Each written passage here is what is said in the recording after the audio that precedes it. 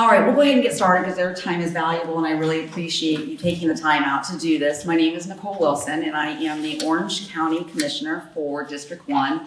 I'm extraordinarily proud and honored to be hired for that role, and I want to thank you all so much for being here and for staying engaged with me, because if you are here, likely we've either talked, we've seen each other at another meeting, or you've reached out to my office with some concerns, because this was something that we really had tried to put together even since my last town hall. I want just really briefly, you're going to be hearing from some of them, but if you are an Orange County staff member, director, or from my office, raise your hand.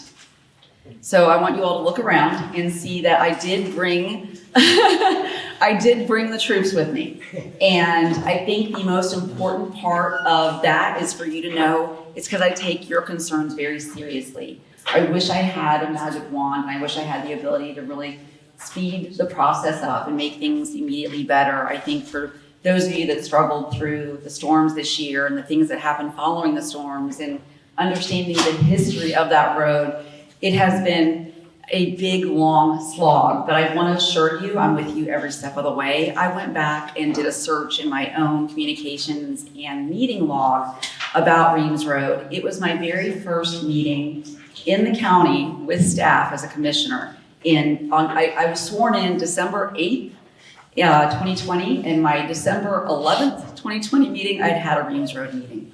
So it is something that, weekly, I try to make sure I'm keeping up, and any questions that come forward, we try really, really hard to make sure we're articulating them to the people in our county that are the experts in this. I'm not a traffic engineer, I'm not a road planner, I'm not in planning or development, but what I am is the person you hire to make sure that I can try to track down those people that are in our departments. So many of the big projects that happen in this county require interdepartmental coordination, interdepartmental communication. And it's like virtually impossible to get every step of that transmitted out to the county. But one of the things I've made a big goal is to try to translate as much of it as possible along the way, so that people do know that we're working on it and that we're really trying to tune in to where the problems lie. I think there's obviously going to be, this is first a two-part meeting. The next one is in June, and I was concerned about that because sometimes school gets out and everyone leaves, which is great, right? Go, have a great June, July, have fun. We're still working through the summer, making sure things are getting done, and I was really afraid we weren't going to be able to capture everyone that was interested. So coming here tonight, getting you to sign in, we have a sign-in sheet up there, making sure that you have the ability to fill out a comment card, making sure you get my newsletter, making sure that we have an ongoing communication. If you can't be here for the June meeting, we will make sure you got every single detail that is revealed during that meeting.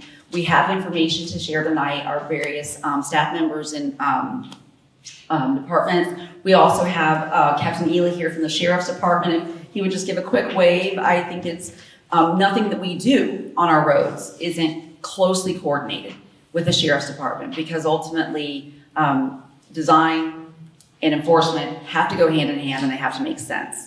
So I think the big takeaway from tonight is that not a magic wand, not all the solutions, but giving you information about where we've come, where we're going, what the plan is, what the timeline is, and then who in our county works on this, so that you have an understanding of how your tax dollars are being spent in the efforts to make that a safer, more convenient way to get back and forth from school play. So I'm going to move right into actually introducing Raymond Williams, who is going to talk a little bit more about some of the traffic engineering portion of this. Come on, and be passing the microphone on from there to make sure that he is also including the other various staff members and leaders who have participated in the future design and the safety measures that have been taken to date, and the ones that will be taken between now and the time that the final design comes to fruition. Thank you. Thank you, Commissioner.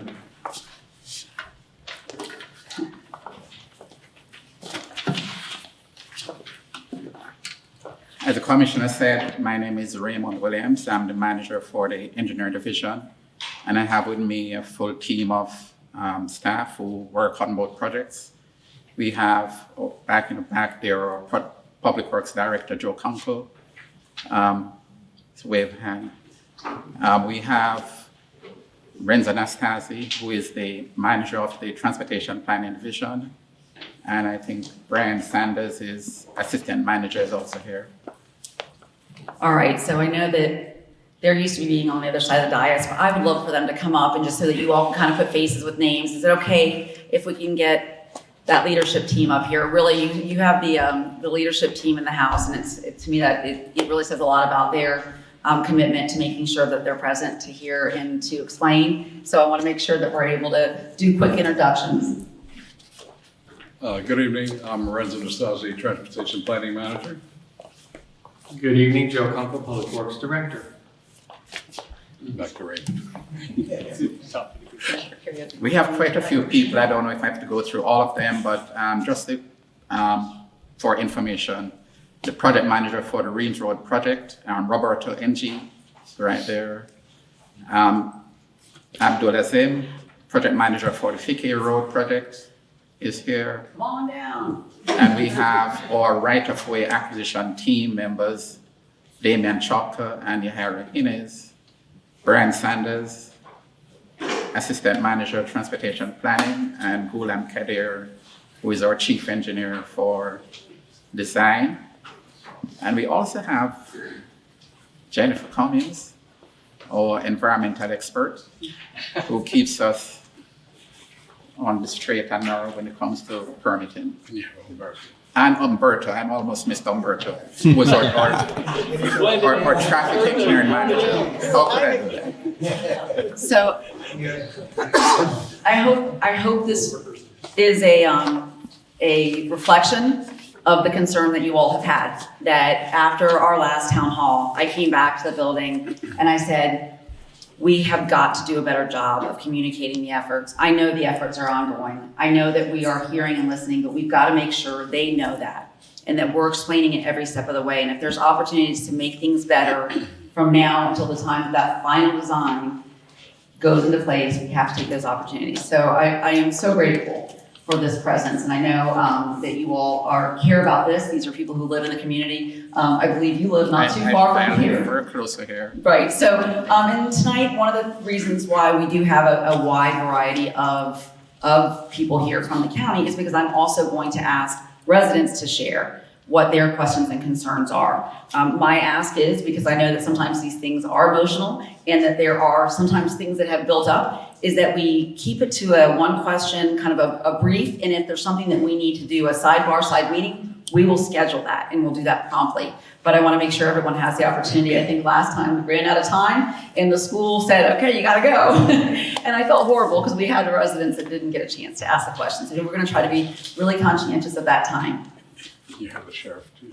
Oh, well, Captain Ela, you come on up here too. We're going to put names and faces. Absolutely. Exactly. Thank you for being here. Yes.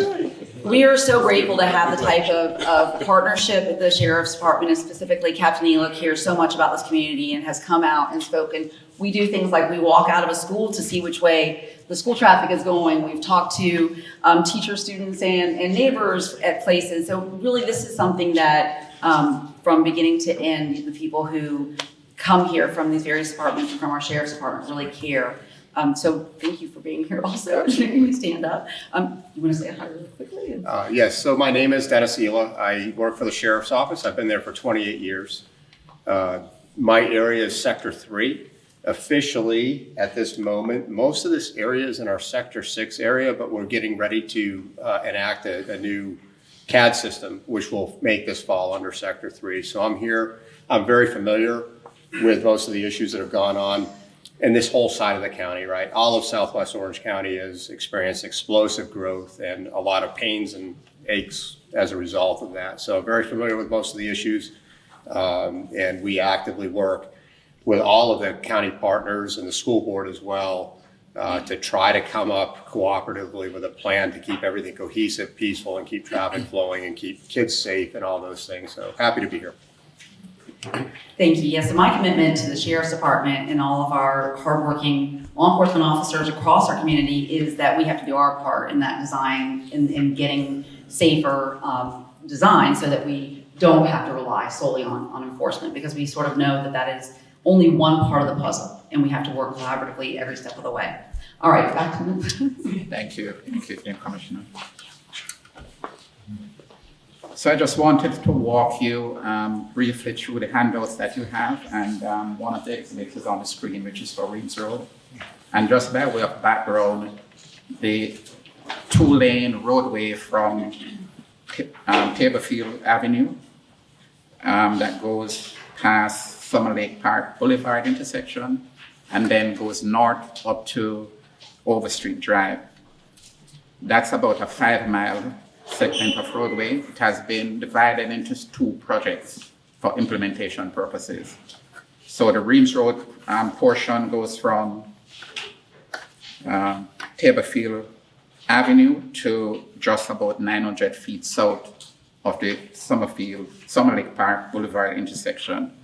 And then the Ficquette Road project includes the intersection and runs north up to about Overstreet Drive.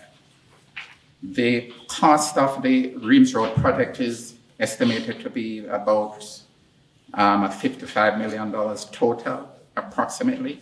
So that's the level of investment that the county is going to be putting into just the Reams Road project. And the Ficquette Road project is probably about $35 million. So you can see the level of commitment that the county has in making improvements on this roadway. But we must keep in mind that the process for building a road, getting through the design, the right-of-way acquisition, and before that we have the roadway conceptual analysis, is a multi-year, very complex process that involves, as the commissioner says, a lot of players. It involves many departments, it involves consultants, and we're working very closely with consultants. And it just takes time to get there. But we can rest assured that this is our top priority, and we're working very, very hard on this with our consultants. The final designs that we're designing for both projects are based on recommendations from the roadway conceptual analysis, and those were shared with residents in public meetings and then eventually approved at the board at a public hearing. So that formed the basis of our design.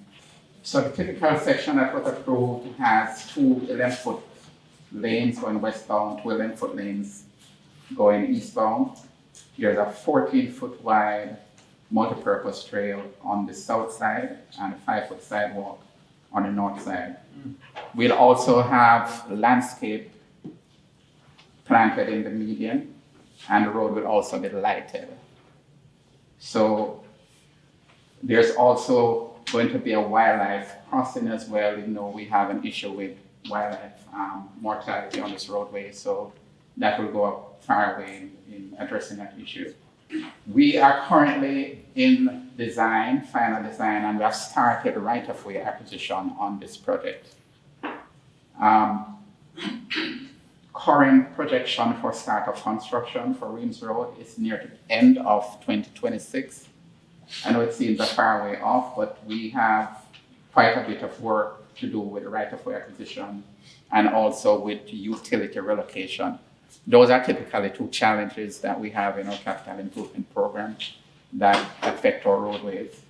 So the start of construction is conditional on us overcoming those challenges. There are major, as I said, major utilities in the right-of-way that we have to relocate, and we have to do right-of-way acquisition. Because we know that it's a multi-year process to get to the construction. We have completed quite a bit of interim improvements on the roadway. And there's also an exhibit that we'll show in a while that sets out all the interim improvements that we have made, things like installing flashing wildlife crossing.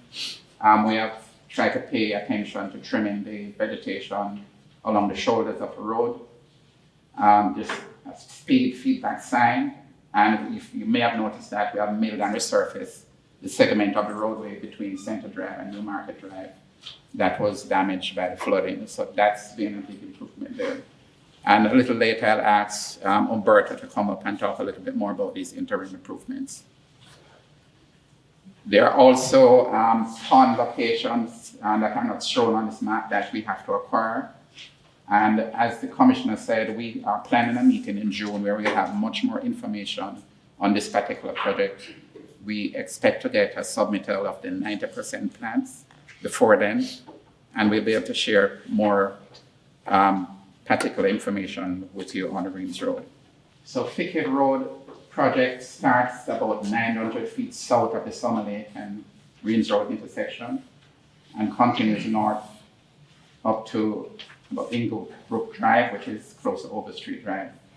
That will be improved from 2 lanes to 4 lanes as well. Similar typical cross-section, 2 11-foot lanes south and 2 11-foot lanes north. There's a raised median. That median will be landscaped. And there's also a 10-foot shared use path on the west side and a 5-foot sidewalk on the east side. That road will also be lighted, and it should, be a big improvement to the congestion that you experience on the road. One of the things I need to point out is that the intersection of Ficquette Road and Summer Lake Park Boulevard, that will be realigned to eliminate the S-curve that you all have to navigate. No, I know that's a problem. I drive that road and that intersection very often. And at nights when I'm trying to navigate it, it's a challenge. So we will straighten out that intersection. This one is ahead of Reams Road. So you'll have these improvements occur before the Reams Road project. We anticipate construction starting about summer 2025. So that's about a year before the Reams Road project starts. And we're currently almost finished with the design. We just have a little bit of utility relocation to complete and also have the final plans designed. We are well advanced in the right-of-way acquisition on this corridor. So, this is, as I said, much more advanced than Reams Road. And let me see if I need to share anything else with you. This project is about 2 miles long. Construction, we estimated to cost about $20 million thereabouts. And a total investment by the county of about $35 million for this project. So you're looking at a total investment of about nearly $100 million, $90 million that the county will put in solving the problems on this roadway. So you can see that it's a major priority for us. One of the things that I just need to mention, caveats I need to mention, is that we have been experiencing higher than normal level rates of inflation throughout the economy. It also affects our CIP. So I just need to make the point that this is conditional on funding availability as well, because we have seen that impact our CIP projects where we have what we think is a good estimate for the construction, and then the bids come back way over what we have estimated, and then we have to rethink our alternatives. So that's what I wanted to share with you, and then I'll just ask if the commissioner is okay. I'll ask Umberto to come up and talk about the interim improvements. Thank you very much. Increase, which means that it's being used quite frequently, not only for the commuters that you live within the corridor, but also for the businesses. We know that we have the Disney facility. The posted speed is 45 miles per hour. However, we made some improvements also with designing to reduce that posted speed to 35 miles per hour. I look in the corridor within the last 5 years, from 2018, we have about 125 crashes. Out of those, unfortunately, there were 2 fatalities. I only could pull one of the crash records. It was in 2018 that there was a vehicle that ran off the roadway and hit a tree with the object. There were about 9 severe crashes and then 23 non-incapacitating crashes, and the rest that were just minor. Most of the crashes got concentrated within the actual intersections, but also throughout the corridor. So there was not one specific location which it means that perhaps it could be speeding, maybe people did not see the traffic lights, or maybe there was something on the road that they were trying to evade. So what do we do with the corridor? Based on what we have, so I guess that we don't have that slide pull. Okay, so on this one, so I'm gonna be starting from the north, and that is at the intersection of Ficquette and Reams Road. So at that intersection, about 3 to 4 years ago, we installed a temporary signal. The signal that you see in there is a mass arm signal, it's a diagonal. That was just to address the needs and the congestions that we have. It's not a permanent solution and it's not a perfect solution. So when the widening of both the Reams and the Ficquette Road, then we're gonna be having a full mass arm signal. But that is in the interim because people were risking their lives just trying to find a gap. There was a lot of crashes. Now, still there is a little bit of congestion, especially during the peak hours, but that signal, it was installed temporarily. Traveling south, as you have noticed, we have also the fire station. So there is a fire station that is being built. Now, the signal that you see is also a temporary signal. We must have a traffic control if there is an emergency, that the signal must be operating. So this is just in the interim, but it's just to make sure that we can address the safety needs. Continue traveling southbound as we are approaching the first curve. That's when we begin to have the wildlife signing. I know, I was reading this article, I think that it was April 1st, that apparently there have been, within the last 7 years, about 1,000 kills on the roadway. So it's almost a little bit over 100 per year. So that is very unfortunate. So what do we do about it? Well, if you haven't built these developments within the wildlife and what we can do. So we have provisions as part of the ultimate roadway, but what can we do in the meantime? One of the things is to slow down the speed of the vehicles. So we began with the signage that we tell them to slow down. There's wildlife crossing within the next 1.5 miles. Also, when we're approaching the curves, because as you can see, it's not just a straight line, so just going along the curves, we're telling people to slow down. So we have the speed feedback signs, we have the yellow warning signs telling them about the road, the wildlife. We are telling them also about the curves and the conditions of the road. And as we are traveling south, then that's when we get into different pockets because the wildlife is not throughout evenly, but that is where we have the green vegetation, we have the streams, and we have, so there's specific locations where the wildlife is crossing, and that is what we must be addressing. In some of these, we have the latest and greatest, that is the LED highlighted with the signs that we have, some of them that they're solar power, so that is to make it more conspicuous for the vehicles, including at night, because we know that some of these locations, they're critical, especially crossing at night. So this corridor, the reduction of the speeds, for the most part, from 45 to 35 miles per hour, comes from the Ficquette, Reams Road, Summer Lake Park, all the way to Tablefield that we have in here.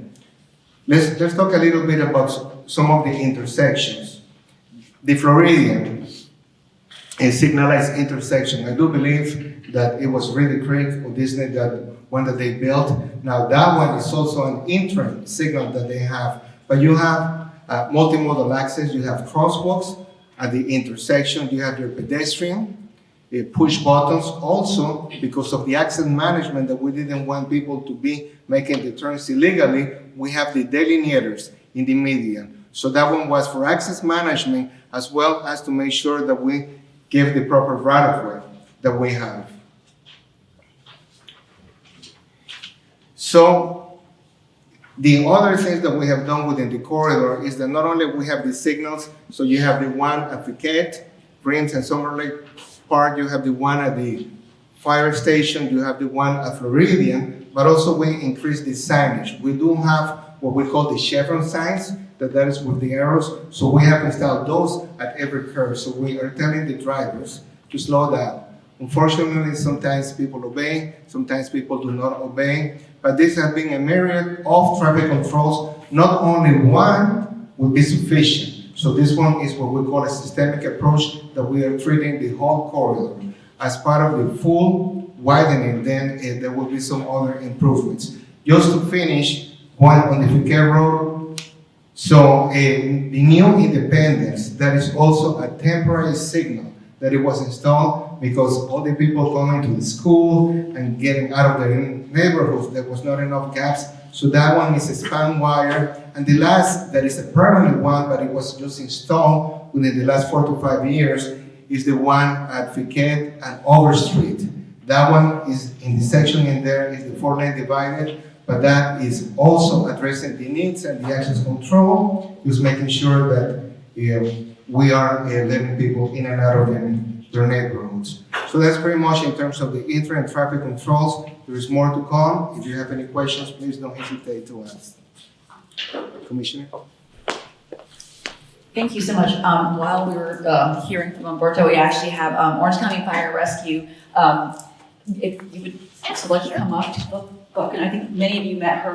We were fortunate enough to have this as my liaison with emergency services throughout the storm. So, finding out what was actually going on day to day in that area, and potential hazards, and telling, reminders, everybody, don't get out and drive around, we don't want to look, but this is my contact. So I'm very grateful. I know there were a lot of concerns that were raised at the last meeting about the fire station here and how they would be able to navigate. So I appreciate you being here. Yes, absolutely. So I'm Chief Buffkin. I am the Acting Division Chief of Planning and Technical Services. I'll just quickly give you an update, if you want, on the fire station situation. We obviously plan ahead for the growth in the area, and we noticed that this area was rapidly growing. We planned for Station 44 to open. We realized that we couldn't wait for the construction to happen, so we opened up, you all might be familiar with, is our temporary station over there by Orlando Health. So I'm pleased to tell you that our new station is planned to open in July of this year. If you've driven down Reams Road, you've seen the construction there. I went by this morning and everything is on schedule. So when that station opens up in July, the temporary station, so we have another Station 48 that's planned for this area, the temporary station will become Station 48. So you'll have 44 on Reams Road, and then immediately another station is going to take ownership there, at the same location there near the hospital in that temporary structure as Station 48, and then permanent 48 will be on Avalon. So we are continually growing, trying to keep up with the growth over here with you guys, but that's just short update. And if you have any questions, I'll be here. I'm going to hang around to the end. If you have any questions, I'm happy to answer them for you. Yeah, and it just kind of triggered a thought, shameless plug for all of our emergency services. They're always recruiting because we are growing. Yes. So shameless plug, and we're Yes. gonna actually have in Orange County a state-of-the-art training facility Yes. for our fire and rescue, and each one of those people comes out and is qualified to really do the full gamut of services. So it's a very exciting time for anybody that's interested in that as a career path. I have to give it a plug. Inspectors too, not just firefighters, inspectors. There we go. See? Yes. Okay. And I want to make sure that we are including anybody else that had an update, and then if not, or right after that, if we could go ahead and ask people if they have questions or feedback they want to. We're going to do a queue right down the middle here. And like I said, my request is that we keep it to one question each, and if there's something that you think of after or didn't get out, we have the comment cards. We're going to make sure we get emails back and forth so that we can get those questions answered.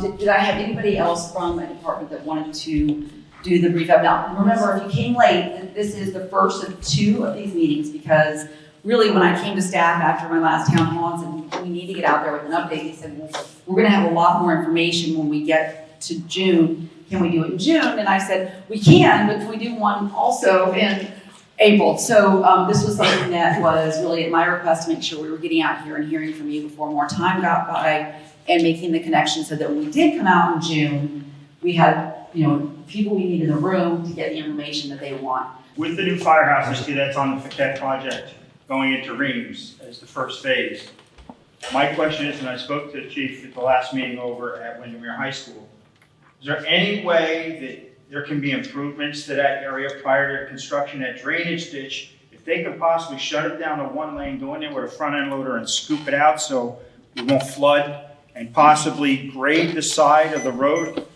pack it down, put some gravel in, because at rush hour with Disney, it goes all the way from Summer Lake all the way back to Old Ficquette Trace, and then when I just came here tonight, it came from Summer Lake all the way to Floridian Way, the traffic. When those emergency vehicles have to come out of that firehouse, they can't wait till 2025.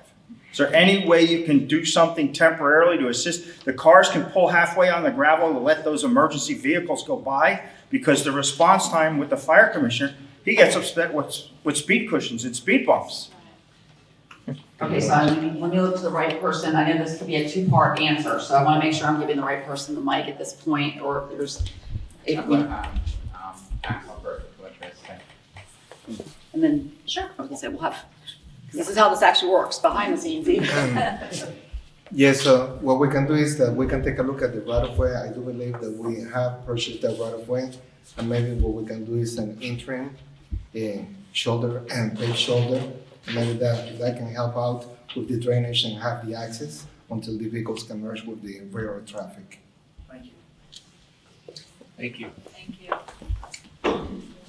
I mean, I know this is an issue. I did speak with you, and I can't speak to, roads and what their solutions are, but I can assure you that, all of our firefighters are trained in emergency driving, and there's dense areas throughout the county, and, they do their best to get through that traffic. They obviously have the sirens, and with your help, moving to the right when we're coming down the road, I know the vehicles now are soundproof and it's difficult to hear, but, we encourage you guys, if you could hear us coming, to kind of pull off to the side, and, at this point, that's the best that we can do. At this point, if you can't pull up to the side of the vehicle. Right, no, I understand, but, they do their best with the driving to navigate the traffic, and it's nothing new. We do this all over the county. Hi, I'm David Pratt, live in Windermere Isle. I'm sure you're familiar with Joe. Yes, one of my I have several concerns which I'll hand this out to you later, but my biggest concern is about this 21-foot median and this roadway being right up against the back wall of 17 homes, one of which I live in, on Gorgona. It's extremely dangerous. There's been several accidents. I have photos. This was taken a couple of years ago where a car just went off the road onto the, almost to the walkway. Eventually, one of these cars is gonna end up in someone's backyard, being only 5 feet away. It's too close. It's Ficquette, right? No, it's on Reams Road. Yeah. So you're talking about the ultimate condition, the proposed cross-section, the proposed design, that's what you're referring to? Yeah, it says that there's gonna be a 5-foot walkway Okay, along the backside of our community wall. Like I said, there's 17 homes there. And there are car crashes all along that corridor. I've seen the cemetery, the brick walls up by Tilden, cars have gone right through, and this is eventually gonna happen. So I think if I'm hearing this correctly, I think what they would prefer would be more of the right of way coming out of the median and less from the parts that were buffered that are along the neighborhood. Am I? Right, 5 feet is really, it's not a lot. So maybe if possible, if we can get a little side conversation going where you can point out where that is on the map for the team here before we walk out here tonight, so that we are all on the same page about what you're describing and the concerns that you have. Because I think it's very valuable to know what you're seeing currently and applying it. Okay. I'll give this to you. These are just some of the questions that I know I can't ask right now. Thank you. Thank you.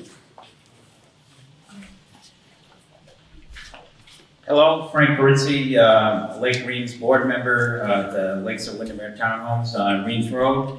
Our community intersects at New Market and Reams Road, so we have a lot of concerns about access to our community, both entering and leaving the community, and also the impact based on this 14-foot multi-use sidewalk area that's going to be added. It looks to us based on this, and I know this isn't a scale drawing, but it looks like it's going to go right up to our wall and fence area, and we could potentially lose our entire community sign. And before this begins, we're actually planning on some community improvements of our own, and we don't want to invest all money into new signage and all types of landscaping, and then 3 years later, everything is destroyed. Just to let you know that I live in that community as well. Oh, you live in a community? Oh, okay. I do, so I understand. So you move everything across the street. I understand. The local government at its finest, right there. You know, on the other side. And other side issues. Yeah. Okay. Yeah, so first part of the question in terms of access, we'll have much more information on that in the June meeting. We're waiting on the submittal and we are working with our consultants. With respect to the multipurpose trail, I'll ask Roberta, the project manager, to comment on that. Hi. With respect to the multi-use path, we are planning to keep the one that is existing there now. Okay. So we will not be disturbing it. Oh, okay, great. Okay, well, that's one thing that gives us our wall and Sure. fencing here. Okay, so I'll see the detailed plan more. I think we're gonna see more Okay, renderings. that's great. probably. Thank you. I was gonna say, I think we're gonna see some more renderings probably of that, the way that the landscape or the way that those boundaries will look for the June. Right. Hi, my name's Holly Menino. I live in Royal Estates, and I actually back up to Reams Road in our home, and I'm wondering about the speed limits. So you said on Ficquette where the animal crossings are, the speed has been reduced down to 35 miles an hour. Is that posted the whole way then, like all the way through, that you're supposed to be going 35? Yes, so right now, yeah, there's two ways that we can go ahead and take a look at the speed limit. One is what we call the 85th percentile, which it means that 85% of the cars are going to be traveling up to a certain speed and 50% are going to be exceeding that. So for us to go ahead and to do that, speed will be much higher. So what we have done was just to go ahead and to put the warning signs, but they are strategically positioned that you need to keep that speed throughout the whole So road. that there's only a small portion of Reams Road that is 45 miles an hour now? Yes. Is there any plan in any way that that could be reduced down to 35 prior to the 2027 construction date behind my home? Because we've had multiple vehicles hit our brick wall in our neighborhood. And right now there's a lot of road rage going on with the popping cars. They speed through there and try to get around people. So I'm just wondering if there's any way that you guys can improve on that prior to the 2027. That'd be great. Certainly. Thank you. Just like that. So I was gonna say too, we could do the 35 miles an hour, but I know leading into it, you said you were gonna start doing the Summer Lake Road, Ficquette, Reams coordination. And at the town hall meeting, that was a big concern, was the traffic backing up into Summer Lake Boulevard. And I think most of that was, you can only get like maybe 5 cars to the right. And at one point, I think someone was gonna go look at if they could extend that back where we could start getting in 10 or 12 cars, and that would free up everybody down the road to make that right turn onto Reams, because right now it gets backed up and then it's backing up into Seidel, and it's just causing a lot of problems. And yeah, fixing that road, there is no place to turn out to get the fire truck right now, because I drive that almost every day and it's Summer Lake Park Road as well. We will also improve that. In the interim, we have to take a look at that and see if we have the ability to make any because even your adjustments diagram there, you showed, I mean, that had to be way before, there's so many new homes on that road. I mean, that obviously is not an up-to-date aerial view of that area. And folks, like when I'm trying to go down Reams, and you've got people coming, I guess it's the Cove and the Estates, and you can't, I mean, I'm always trying to slow down to let people out, but there's people, speeding up behind me, wanting to get around, and then they're like getting mad in front of let people go through. It's just a very dangerous area. And then, of course, I'm at Avalon, so that's a whole nother story. That's like 55 to 45 to 55 in front of the school, and we need to fix the 35 everywhere.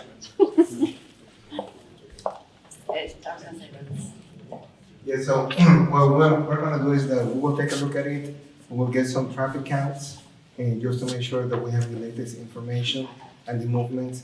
And then if we can make some interim improvements, not only to the signal timing, but to the lanes.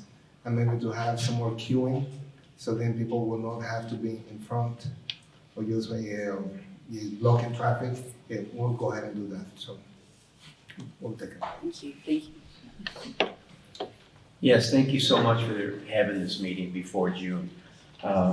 So this is an extended question from that last question that was asked. I'm from Lakeview Point off of Sidell, and each morning, each evening, it backs up going into Summer Lake Park Boulevard about 500 yards. There's about 500 yards of cars waiting to turn on the Summer Lake Park Boulevard in order to get to Ficquette and Reams Road.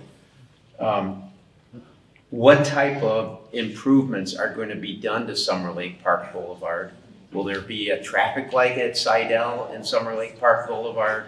Will there be other types of widening taking place on Summer Lake Park Boulevard in order to answer a little bit more detail what this woman just asked? To answer your question, currently there are no improvements planned to Summer Lake Park improvement outside of what is going to be done with the Ficquette Road project in the capital improvement program. It's not funded at this point in the 5-year CIP, but I have Umberto address any kind of interim improvements. The intersection update should, right, because the Ficquette Summer Lake intersection should. Yeah, it's gonna improve Okay. a portion of Summer Lake, but not entirely of it.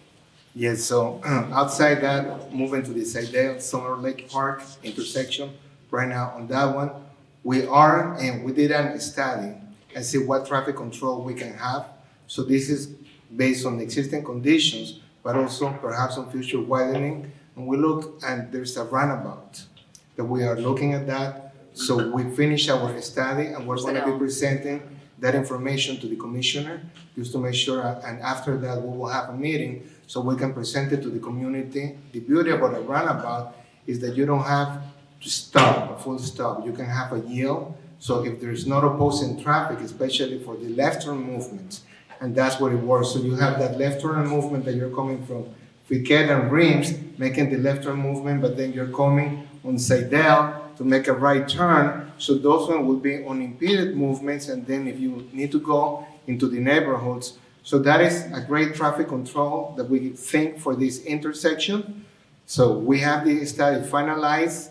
It will be a two-phase. We will begin with a 1 lane, and then we can expand it to 2 lanes for the future. But we do believe that that can be constructed within the existing right-of-way. So just a matter of taking that study, discussing it with Commissioner Wilson, then engaging the community, and then having a plan. Because of course, it costs money, and we're talking perhaps, what, $1.5 million, $2 million, we don't know. But definitely that will be something, the beauty about runabouts. Slow everybody down. Yeah, Slow everybody down. exactly. So, and also you're not running the red light, which perhaps the crashes are T-bone as opposed to a side swipe. And if there were to be a crash, it would be at 20 miles per hour. That is just, you can walk away out of your car, a minor damage. So we do believe that that can go ahead and solve not only the congestions, but it's a traffic safety measure. So there's more to come on that. So let me understand that. You're not, that information right now, that planning at Summer Lake Park and Sidell is in the planning stages, or you're?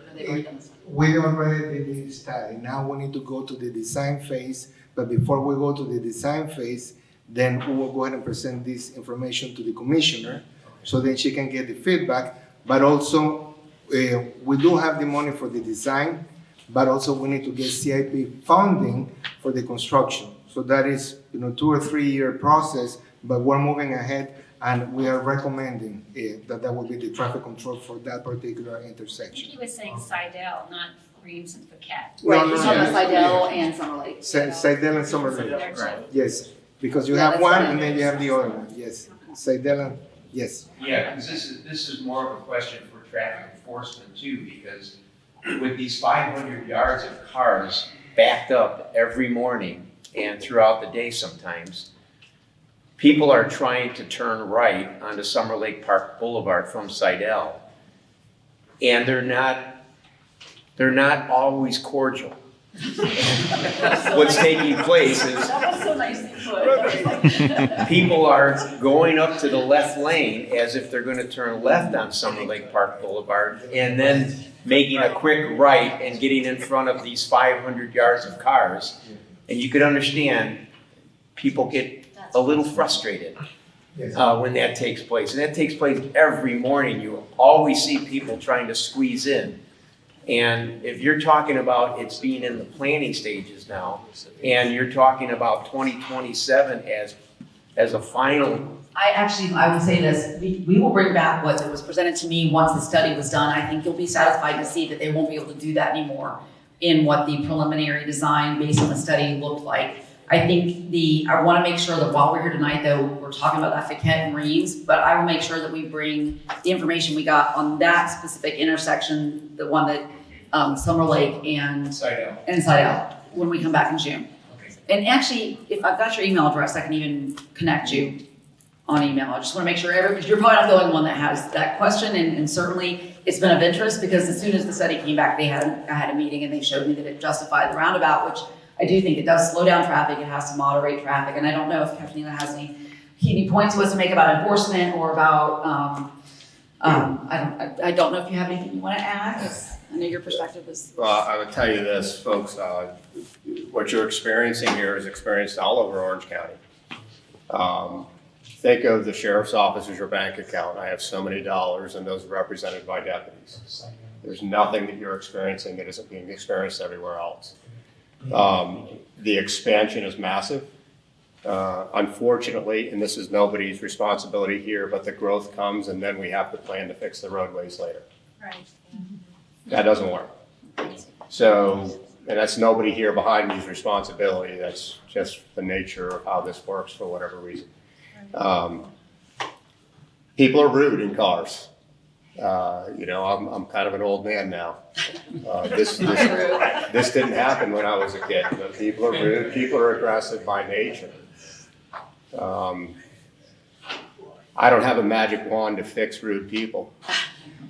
But I share your frustrations. Listen, where I live, there's this time of day that there's a school next to my neighborhood, and if I don't leave by 5 minutes of 7, I'm sitting on my couch till 20 minutes after 7 because I'm not getting out of my house.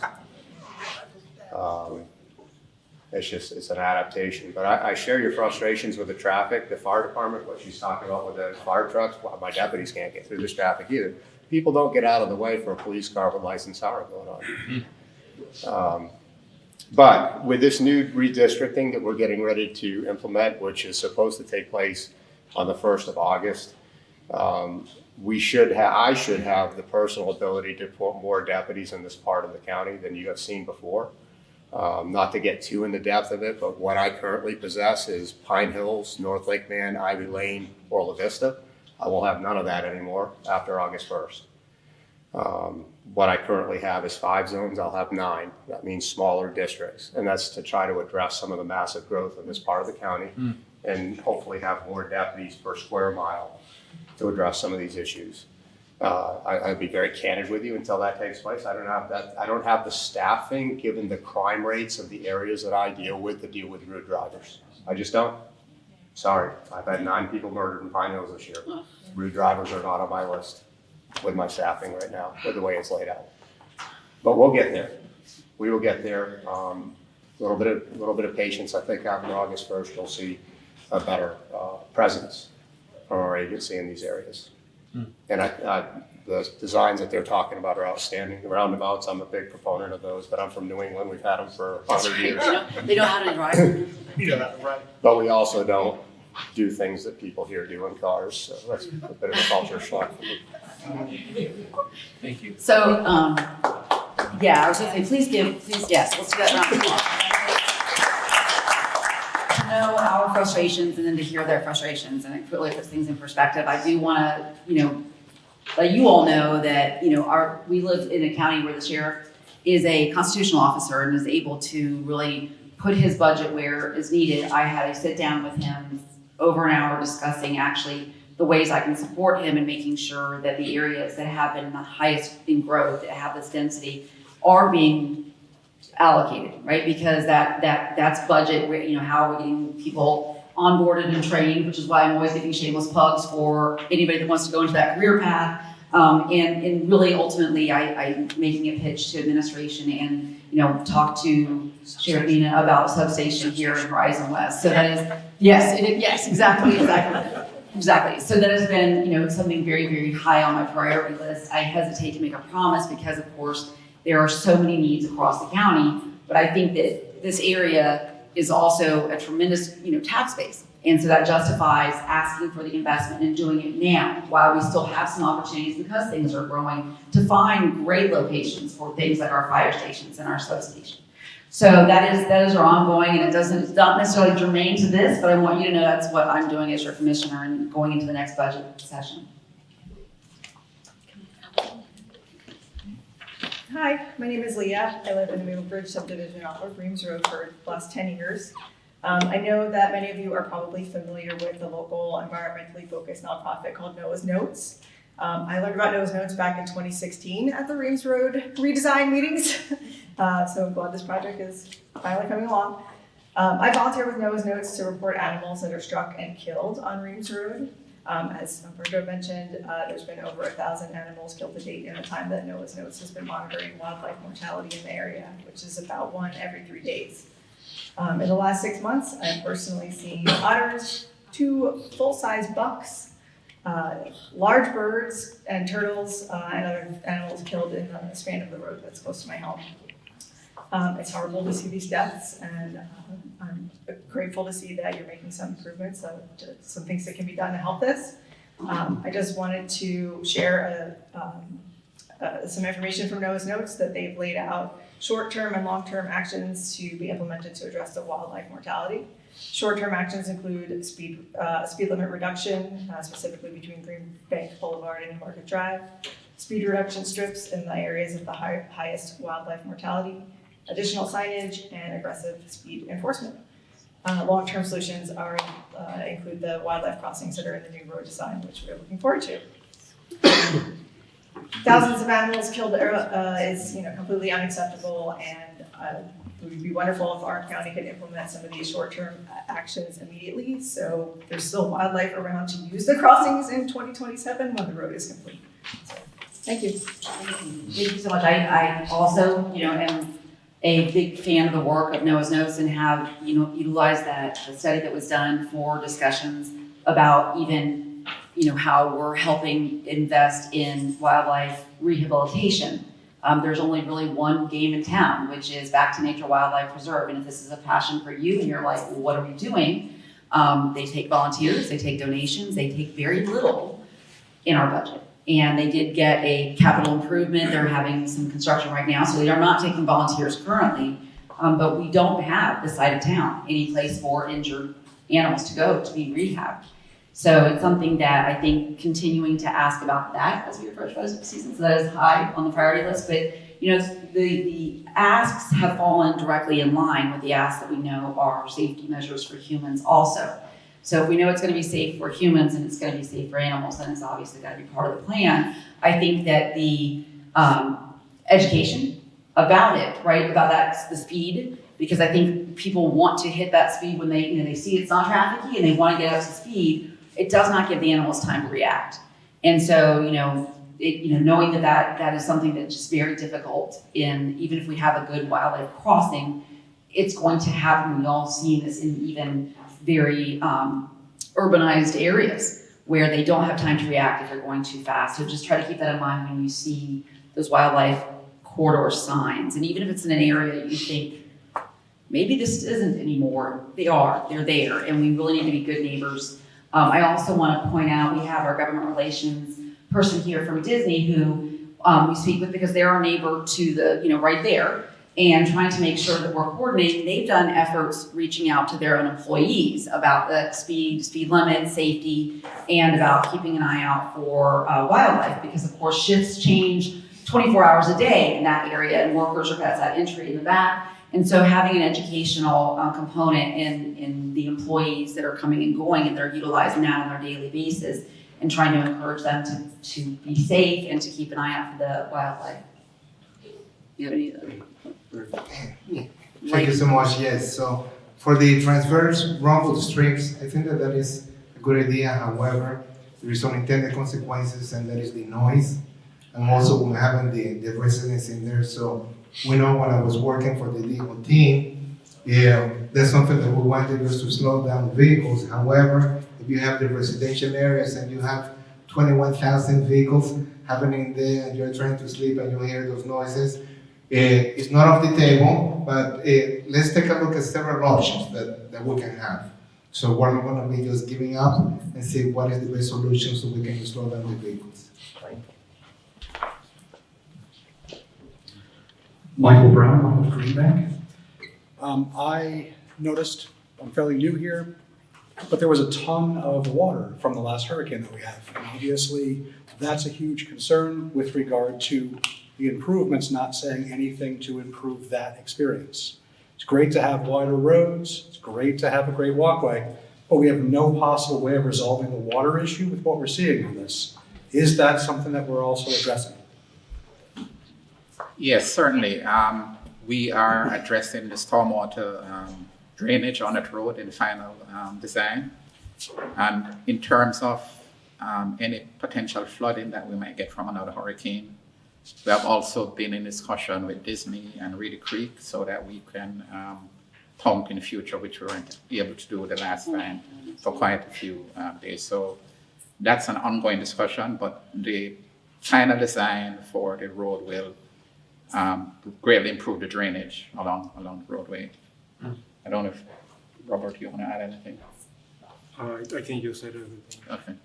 So we are almost out of time here. We're going to take these last two questions, and then if you have not had an opportunity or you think of it, grab a comment card. Make sure we've got your email address. It doesn't mean that the questions can't be answered from here, or that if we want to continue focusing on something in particular from here, we'll do that. Hello, Commissioner Wilson. Thank you. I appreciate you having this meeting tonight.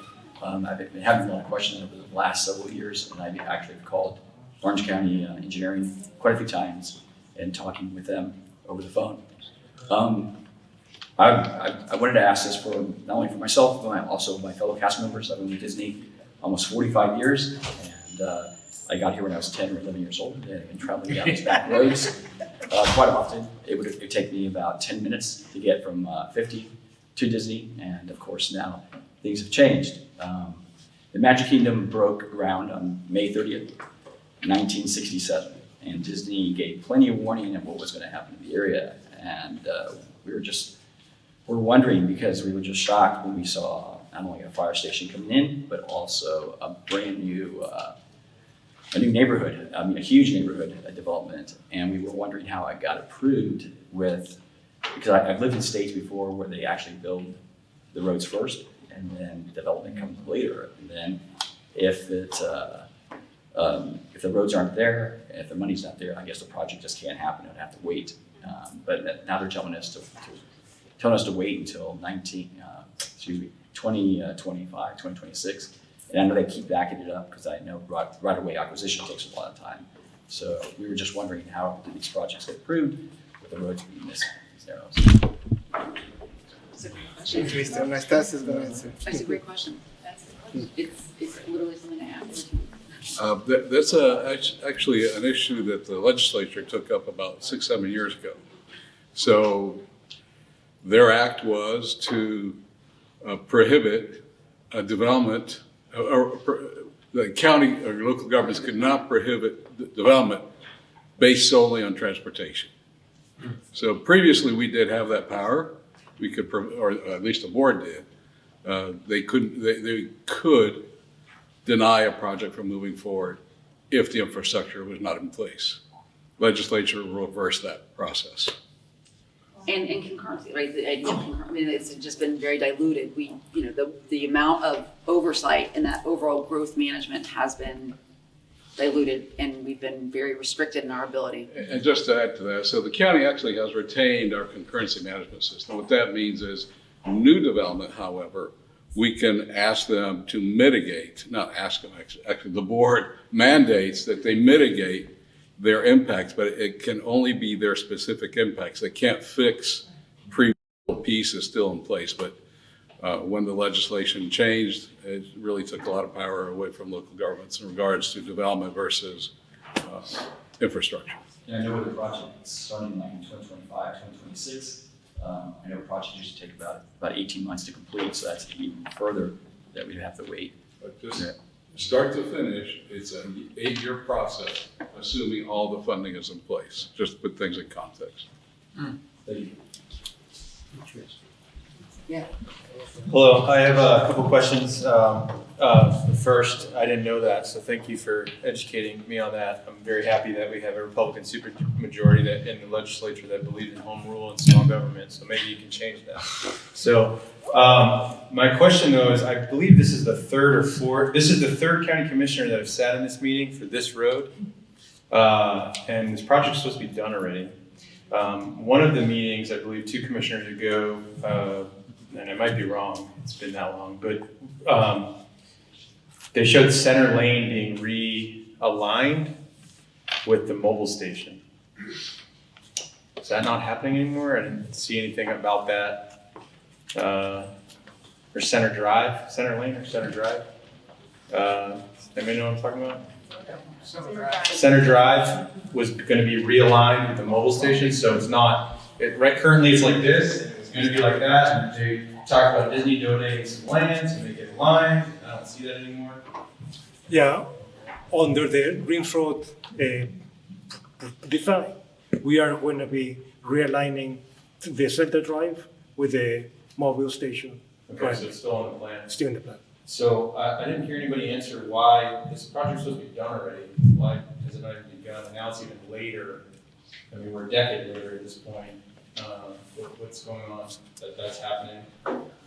Just to let you know, we only got funding for both projects from the INVEST program, which was done in 2015. So we had the plans to improve these 2 roadways, but there was just not enough funding. And as Renzo just mentioned, that's one of the challenges that we have with most of our CIP. How did we get funding so quickly to repave the road after it was flooded? It depends on the funding source. You can only use certain types of funding for improving or widening roads, which are impact fees.